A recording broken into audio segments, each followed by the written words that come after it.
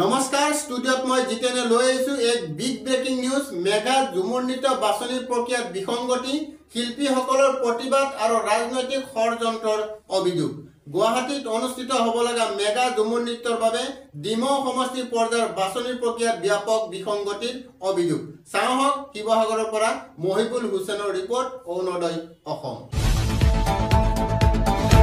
গুৱাহাটীত অনুষ্ঠিত হ'ব লগা মেগা ঝুমুৰ নৃত্যৰ বাবে ডিমৌ সমষ্টি পৰ্যায়ৰ বাছনি প্ৰক্ৰিয়াত ব্যাপক বিসংগতিৰ অভিযোগ উঠিছে। 4 আৰু 5 ফেব্ৰুৱাৰীত ডিমৌ কলিয়াপানী চাহ বাগিচাত অনুষ্ঠিত মেগা ঝুমুৰ নৃত্যৰ প্ৰশিক্ষণ পৰ্যায়ত নিৰ্বাচিত 12গৰাকীকৈ নৃত্যশিল্পীক অজুহাতত বাদ দিয়া হৈছে।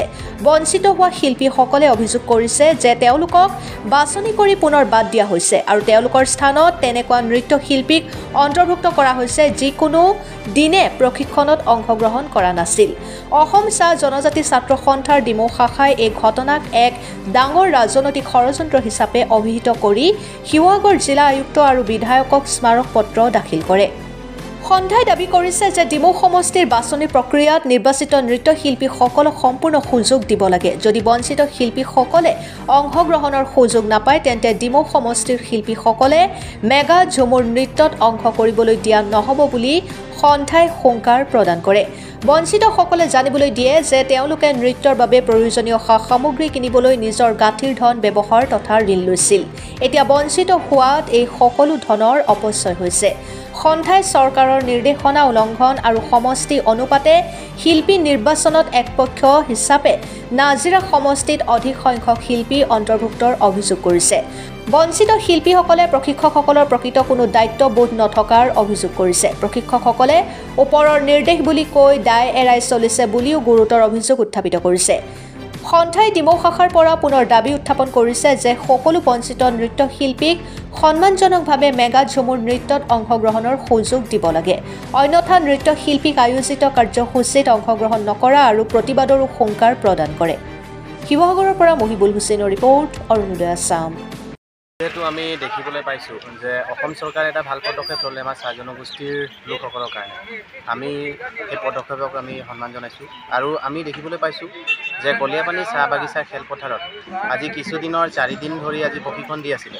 প্ৰশিক্ষণত আমি শেষ পৰ্যায়ত অহাকালি যোৰহাটত তেওঁলোকে 3খন জিলাৰ যৌথ উদ্যোগত কাইলৈ তাত এটা আপোনাৰ ঝুমুৰ নাচিব।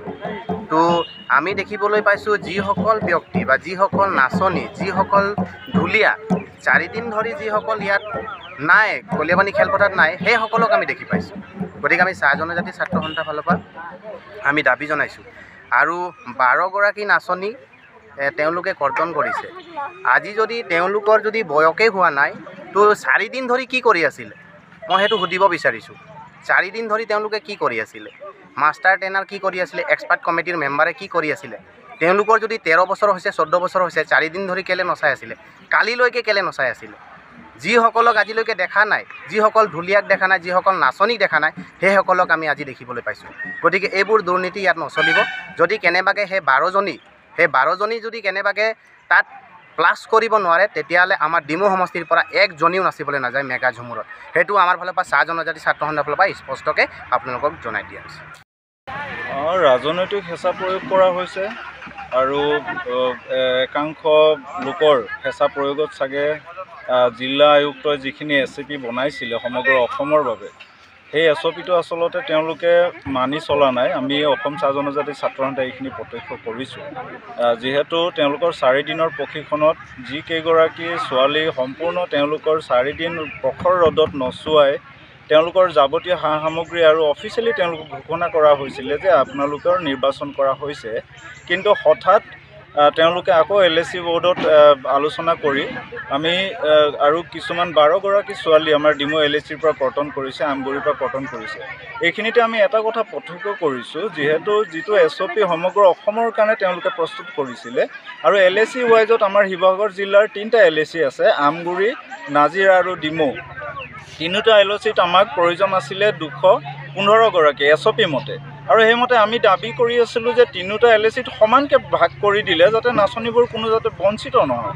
কিন্তু ইয়াতে আমি দেখিবলৈ পাইছোঁ যে ডিমৌ LACত 63, আমগুৰি LACত 63, কিন্তু নাজিৰা LACত আকৌ 89 গৰাকী ছোৱালী লৈ থকাটো এটা ৰহস্যজনক কথা হৈছে যে নাজিৰাত তেওঁলোকে আৰম্ভণিৰ পৰা 89টা লৈছে, তাৰ মানে 26 গৰাকী নাচনী বেছিকৈ নাজিৰা LACত লৈ আছে। আমি দাবী জনাইছোঁ যে ইকুৱেলি তেওঁলোকে ডিভাইড কৰি দিয়ক যাতে কোনো LACত কোনো নাচনী তেওঁলোকে বঞ্চিত নহয়।